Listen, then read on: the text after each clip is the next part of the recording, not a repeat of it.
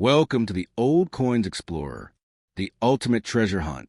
Here we are exploring the hidden secrets about old and valuable coins. So don't forget to subscribe and share the video, and watch till the end to know its real value. Hey coin fans, treasure hunters, and casual curious minds. What if I told you that a humble quarter you might find loose in your pocket could be worth more than a fancy dinner out, and sometimes tens of thousands of dollars? Yep. Today we're talking about the 1970 Washington quarter, one that looks ordinary but hides some jaw-dropping secrets. Whether you're a seasoned collector, someone who loves a good coin story, or just someone who likes found money, stick around because this script will take you on a journey through minting mishaps, rare proof beauties, mystery errors, and why that 1970s proof silver Canadian hybrid coin could have you screaming jackpot. Make sure you're comfy.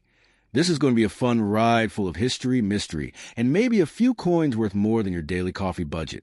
Let's uncover the secrets of the 1970 Washington quarter. First off, let's set the scene. The Washington quarter was introduced in 1932 to honor the 200th anniversary of George Washington's birth, and it quickly became a staple of American currency. From 32 onward, we see George's serious portrait on the front, or obverse, as numismatics say, and the bald eagle soaring on the back, the reverse, all the way through 1998. Fast forward to 1970. The U.S. was minting copper-nickel-clad quarters, those iconic sandwich layers. Pure copper in the middle, plated with cupronickel. The reason? Cost-effectiveness and durability. A quick note on mint marks. If the quarter's from Philadelphia, it has no mint mark. For Denver, you'll see AD, and for San Francisco, that little S. Each minted hundreds of millions of coins that year. Collectors usually pass right by. There's nothing special about a standard 1970 D or 1970 P no mint mark in regular circulation, except maybe sentimental or collector-grade coins. But here's where it gets interesting. The S mint that year produced both circulation strikes and proof coins, carefully crafted, mirror-like beauties meant for collectors. Proof coins are made using polished dies and special handling, resulting in crisp detail and mirror fields. Most of us throw them in acrylic flips and stash them away, but some have stories that rock a collector's world. Now, proof coins from 1970 come in two flavors, regular proof and cameo, or deep cameo if you want to gangsta tag it as DCM. In a cameo, the raised design pops white against a mirrored background. So eye-catching that coin shows literally brag about them. A regular proof? It's still shiny, just without that stark contrast. Some highlighted auction moments. In the mid-1990s, one sold for about $10,000, a stunning start. In the 2000s, another hammered at $25,000. A more recent sale was rumored to reach $35,000, all for a single coin with a Canadian flip and a perfect PF67 or better. No official breed statistics, but it sure caught eyes. Is it the most valuable U.S. quarter? In era coin terms, it's a strong contender. That Canadian planchet twist gives it both metal and minting rarity. Mint employees probably were mortified when word broke. Hundreds of proof quarters handled carefully, yet wrong metal slipped through. Humans, they mess up. Magic happens. How to spot one?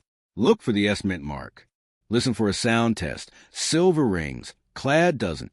Metal analysis shows 80% silver content. Seek confirmation from NGC or PCGS, two top graders in North America. They annotate. Off metal on 1941 Canadian 25-cent planchet. That's the key. I interviewed a collector who found one in his collection after 20 years. He said, "I always thought it was just a pretty proof. Didn't even realize until my grading slip said Canadian 1941. I nearly fainted." That reaction? Totally justified. While the Canadian proof is king, other 1970 oddities float around. One example is a double die obverse, rare for 1970, but subtle doubling on Washington's profile or letter edges like, "In God We Trust," can add $50 to $300, depending on severity and pedigree. There are also clipped planchet errors, coins that are missing a chunk from the edge due to mishandling during striking. Moderate rarity. Value depends on size and shape. Off-center strikes are another type. Some quarters weren't centered properly on the die, causing up to 20% of the design to shift, giving a weird, artsy vibe. Graded examples go for $20 to $150. Broad strikes occur when a planchet didn't get cut by the collar die, resulting in a larger, floppy coin. Harder to find in 1970. Still valuable at $150 to $400. And then you have die cracks or cuds, small raised lines or blobs where the die is cracked or chipped. These usually carry small premiums of $5 to $20. While minting errors have become less common over time due to better quality control, back in the 70s, some amazing mistakes still got through. So, how do you figure out what your 1970 quarter is worth? Start by identifying the coin type. If it's a regular clad coin, keep it as pocket change. If it's a proof with cameo or deep cameo features, you could be looking at $50 to $800 or more. If it's an off-metal silver Canadian proof, you might be sitting on tens of thousands. Even if you only have a collectible proof, you're still ahead of the game. At current rates, many PF6 ATM 1970S quarters are selling for $300 to $700, depending on quality and interest. So before you slide that 1970 quarter back into your spare change jar, stop. Hold it up to the light. Check the finish. Tap it. Is it heavy? Mirror bright fields? A quiet estimate mark? You could be holding tens of thousands of dollars. Want help with screenshots, grading guides, or spotting silver? I've got a free checklist you can download. Just let me know. If you're hitting a coin show soon, message me. I'll tell you what to ask for. Let's go hunting for treasure together.